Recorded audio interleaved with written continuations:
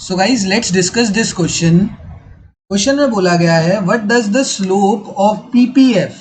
PPF और PPC are one of the same thing. इसको बोला जाता है प्रोडक्शन पॉसिबिलिटी कर्व एंड इसे बोला जाता है प्रोडक्शन पॉसिबिलिटी फ्रंटियर। तो फ्रंटियर और curve are one of the same thing. Confuse मत होना पेपर में, जानबूझ के मैंने पीपीएफ डाला है कहीं तुम कंफ्यूज हो, ठीक है। तो पीपीएफ क्या इंडिकेट करता है, what does the slope of PPF indicate. तो उसके लिए सबसे पहले हमें पीपीएफ का कर्व जानना पड़ेगा कैसा होता है, पीपीएफ किस शेप का होता है। तो पीपीएफ इज लाइक और PPC is like this only, ठीक है। इसका अगर मैं शेप की बात करूं तो PPC is downward sloping concave curve.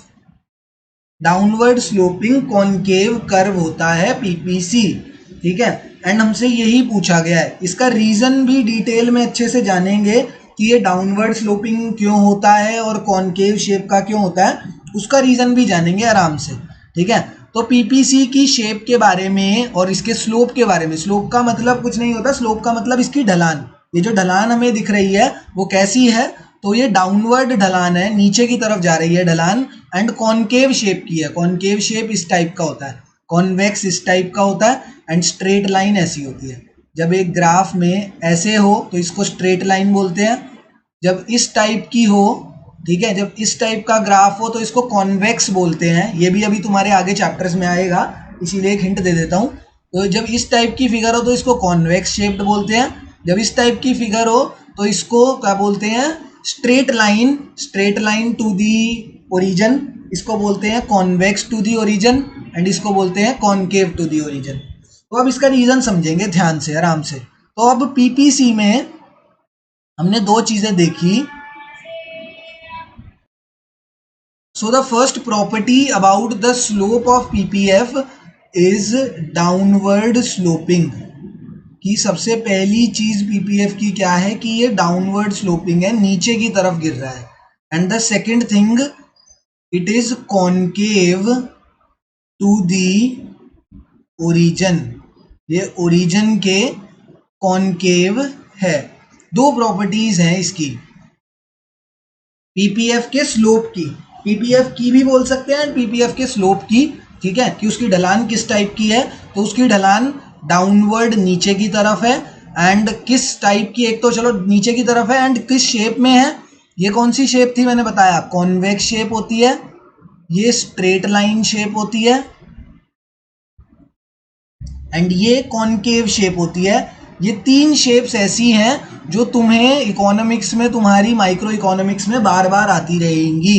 तो प्लीज ये तीनों शेप्स याद रखना, ये कॉन्वेक्स शेप होती है, ये straight line shape and this is concave shape. तो पीपीसी कौन सी शेप का होता है, कॉनकेव शेप का।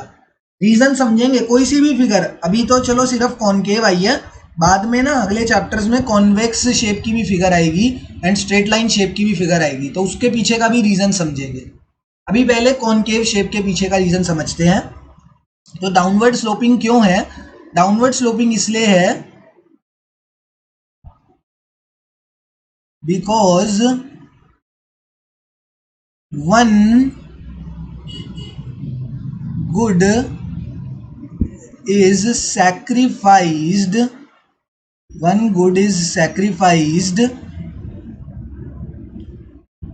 for the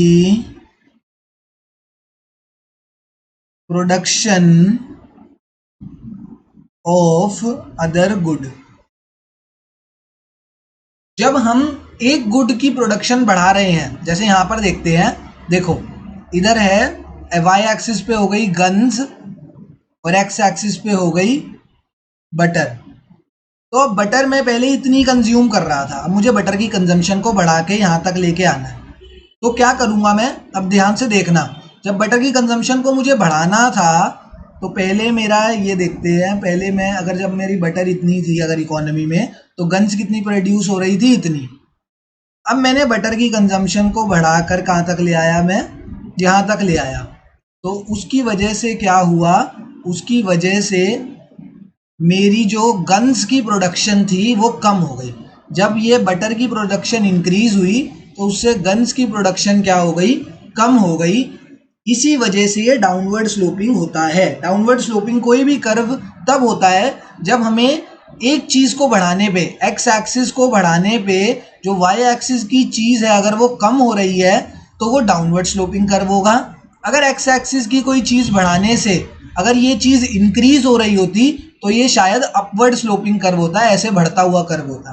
ठीक है, बट ये चीज, एक चीज बढ़ाने से वन गुड की कंजम्पशन, वन गुड की प्रोडक्शन बढ़ाने से, जब हमने एक गुड की प्रोडक्शन बढ़ाई तो दूसरा गुड जो था वो सेक्रीफाइस हुआ, मतलब कम हुआ, रिड्यूस हुआ। इसी वजह से वो डाउनवर्ड स्लोपिंग कर्व कहलाता है पीपीसी का। And concave to the origin क्यों होता है? कॉनकेव टू द ओरिजिन होता है because of increasing MRT, because of increasing MRT। MRT क्या होता है? MRT is marginal rate of substitution. MRT is what? Marginal rate of substitution को बोला जाता है MRT।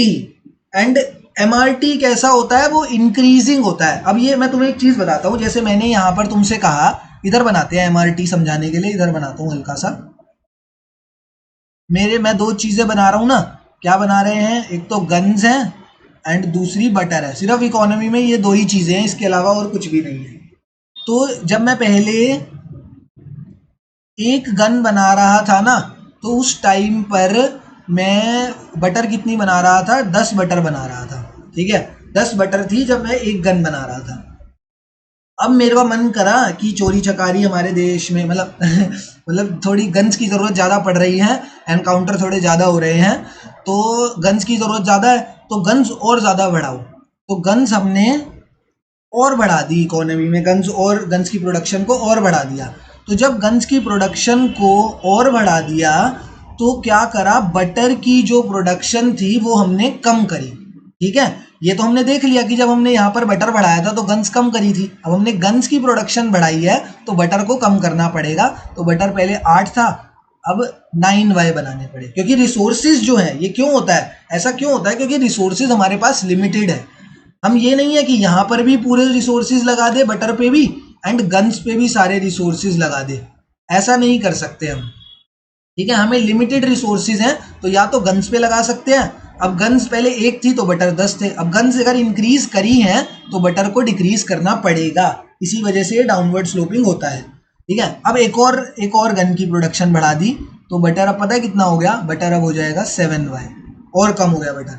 फिर एक और गन की प्रोडक्शन बढ़ाई तो अब बटर हो जाएगा मेरा 4Y, मतलब कम होता जा रहा है बटर। अब पर ना देखो, बटर अब किस रेट पर कम हो रहा है वो मैटर करता है। हमने ये तो देख लिया कि जब बटर कम हो रहा था उसके रीजन की वजह से ये डाउनवर्ड स्लोपिंग था। ठीक है, जब कोई चीज, एक चीज के बढ़ने से दूसरी चीज अगर कम हो रही थी तो डाउनवर्ड स्लोपिंग करवा रहा था। कॉनकेव क्यों आता है? क्योंकि ये देखो कम किस रेट से हो रहा है। पहले कम कितना हुआ? पहले 1 यूनिट कम हुआ, उसके बाद कितने यूनिट कम हुआ? 2 यूनिट कम हुआ, उसके बाद कितने यूनिट कम हुआ? 3 यूनिट कम हुआ। अरे भाई, ये तो जैसे जैसे हम गन्स की प्रोडक्शन बढ़ाए जा रहे हैं, बटर की जो प्रोडक्शन है वो कम होती जा रही है। एंड किस रेट पर कम हो रही है? This is decreasing at a increasing rate.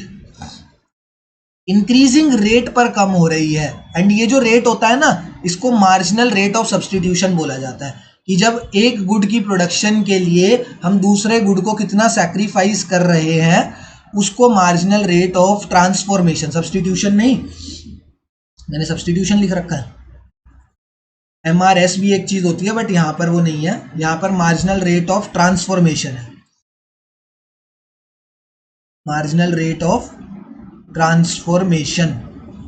ठीक है, तो हमने क्या करा, ये किस रेट पर कम हो रही थी उस रेट को MRT बोला जाता है। एंड वो रेट जब हमने देखा तो वो रेट कैसा निकल के आया? सर, इंक्रीजिंग रेट है। पहले 1 कम हुई, फिर 2 कम हुई, फिर 3 कम हुई, फिर आगे जाके शायद 4 कम हो जाएंगे। ठीक है, तो बटर की प्रोडक्शन कम होती जा रही है किस रेट पर? At a increasing rate. तो जब इंक्रीजिंग एमआरटी होता है तो ये शेप कॉनकेव होती है। ये this is the basic reason. And जब यही इंक्रीजिंग की जगह डिक्रीजिंग हो जाता है ना तो कॉन्वेक्स हो जाती है। ये सब चीजें अभी नहीं पढ़नी, ये हम आगे आने वाले चैप्टर्स में पढ़ेंगे, तो टेंशन मत लेना। बाद में इतनी बारी मैं ये रिपीट करा दूंगा कि तुम्हें रट जाएगा। तो अगर थोड़ा बहुत दिक्कत भी आई है समझने में तो एक दो बारी लिख के समझ लेना। बाद में और चैप्टर्स के अंदर ये इतना आएगा कि पीपीसी कॉनकेव क्यों होता है या फिर कॉनकेव शेप किस वजह से होती है, तो ये तुम्हें मैं रटवा दूंगा कि कॉनकेव शेप का रीजन होता है इंक्रीजिंग एमआरटी। जैसे कॉनकेव शेप आए तो इंक्रीजिंग एमआरटी याद रखना है कि हम डिक्रीज करेंगे। एमआरटी का मतलब क्या है कि हम दूसरे प्रोडक्ट की जो प्रोडक्शन है वो डिक्रीज करेंगे किस रेट पर, इंक्रीजिंग रेट पर। तो जब भी इंक्रीजिंग एमआरटी होगा तो कॉनकेव शेप आएगी। एंड अगर एमआरटी आ रहा है सिर्फ क्योंकि हम एक गुड तो सैक्रिफाइस कर ही रहे हैं उसकी वजह से डाउनवर्ड स्लोपिंग है। तो दोनों का हमें रीजन समझ आ गया कि डाउनवर्ड स्लोपिंग भी क्यों होता है एंड कॉनकेव भी क्यों होता है। ये अभी हमारे उसमें नहीं है चैप्टर में, ये सिर्फ मैंने नॉलेज के लिए बताया। बाद में जब आएगा तब पढ़ेंगे इसे, straight line and concave shape. ठीक है ना।